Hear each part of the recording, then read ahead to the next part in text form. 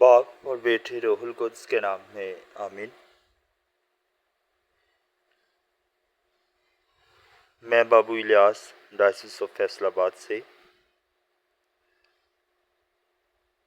28 سپتمبر بروز ہفتہ کی تلاوتوں کے ساتھ آپ کی خدمت میں حاضر ہوں۔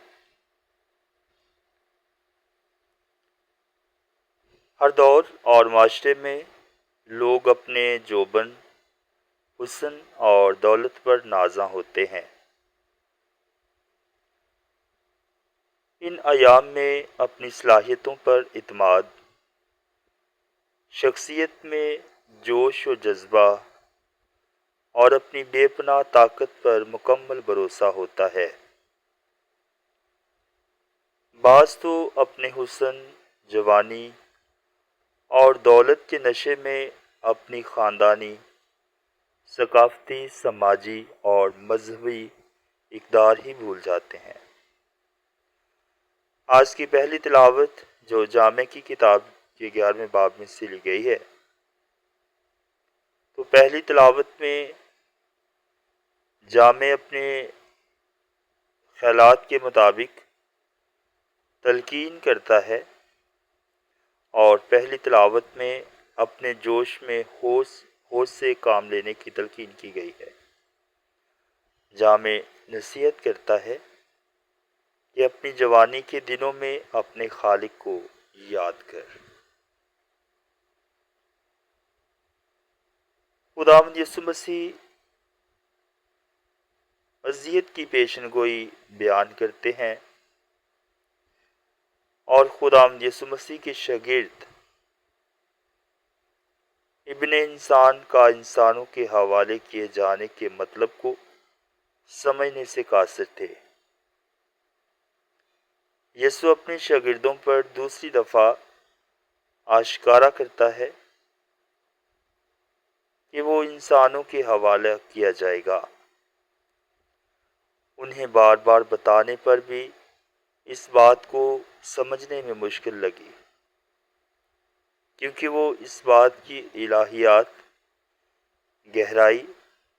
اور شدت کا اندازہ نہیں لگا سکتے اور مزید تفصیل پوچھنے سے گریزاں ہیں۔ انسانی حکمت الہی حکمت کو سمجھنے میں کمزور پڑ جاتی ہے اور خدا کی بات یا پیغام کو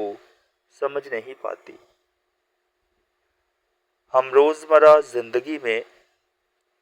الہی حکمت کو انسانی حکمت سے پرکھتے ہیں اور بحث و مباحثہ و دلائل دیتے ہیں،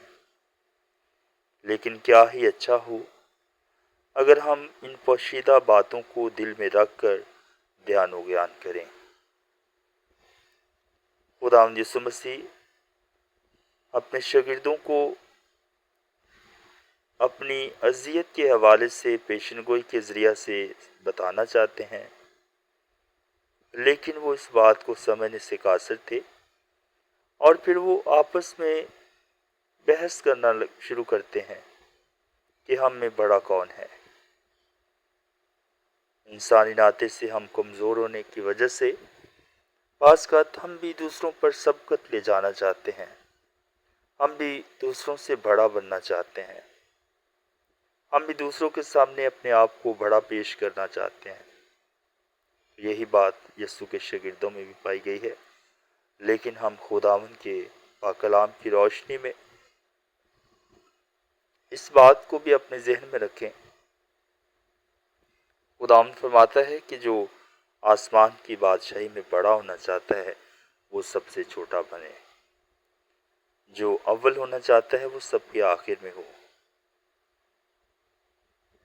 جو آخر ہوگا وہ اول کیا جائے گا، جو چھوٹا اپنے آپ کو بناتا ہے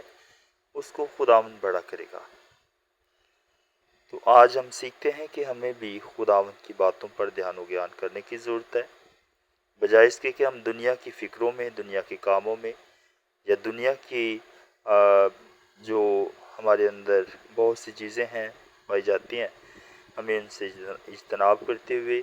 خداوند کی مرضی کو پورا کرنے کی ہر ممکن کوشش کرنا ہے، تاکہ ہم خداوند کی نظر میں مقبول ٹھہریں اور اس کے لائق بیٹے اور بیٹیاں ٹھہرا کر ابدی ایوانوں میں داخل ہو سکیں اور اس کے برگزیدوں اور مبارک لوگوں میں شامل ہو کر ہمیشہ کی خوشنودی اور ہمیشہ کا آرام اور ہمیشہ کی زندگی حاصل کر سکیں کہ خدا ہم سب کو ایسا کرنے کا